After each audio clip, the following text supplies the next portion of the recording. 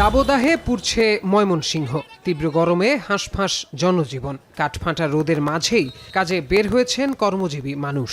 চলাচলে ক্লান্ত হয় পথিক থেকে শুরু করে রিকশা চালক। অনেকে অসহায় হয়ে মেনে নিচ্ছেন গরমকে। কেউ কেউ স্বস্তি পেতে পুকুরে নামছেন গোসল করতে।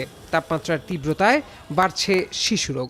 আড়ি কম, এদিকে একটু ঘুরান পারি আর কি। এই যে আয়ালাম গাছতলে জিরাইতেছি, তারপর আমাদের গাড়িটা বেশি চালালে ইঞ্জিন গরম হয়ে যায়, গাড়িটা উঠে রেস্টে রাখছি। অনেক কষ্ট হচ্ছে, রোদ্রের শুধু শূন্য শূন্য ঘুরতে পারতেছি। হাত মুখ ধুয়ে যতটুকু আর কি বাঁচা যায়, রোদের তীব্রতায় টিকা যাচ্ছে না আসলে।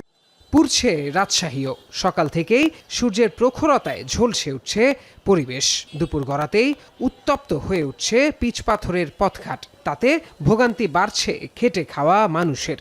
গুমট গরমের অনুভূতিতে উঠছে নাভিশ্বাস। প্রতি ঘন্টায় তাপমাত্রার পারদ যেন চড়েই যাচ্ছে। বৃহস্পতিবার ভোর 6টায় যেখানে 28 ডিগ্রি তাপমাত্রা ছিল, সেখানে সকাল 10টায় তাপমাত্রা গিয়ে ঠেকে 33 ডিগ্রিতে। তাপমাত্রার তীব্রতায় ক্ষতির মুখে পড়েছেন মৌসুমি ফল ব্যবসায়ীরাও। গরমে নষ্ট হচ্ছে ফলমূল। গরম রোদে কষ্ট হচ্ছে, যে এভাবে গাড়ি চালাচ্ছি, ভাড়া ভড়ি পাচ্ছি না। প্রতি বছরই হয়, এবছরও হচ্ছে, এর মধ্যেই থাকতে হচ্ছে। ভীষণ কষ্ট, চলতে ফিরতে বাইরে মুখ করাই যাচ্ছে না। খুব খারাপ অবস্থা। এরকম টেম্পারেচার হলে তো মানুষ আরো জীবন জীবিকায় কষ্ট।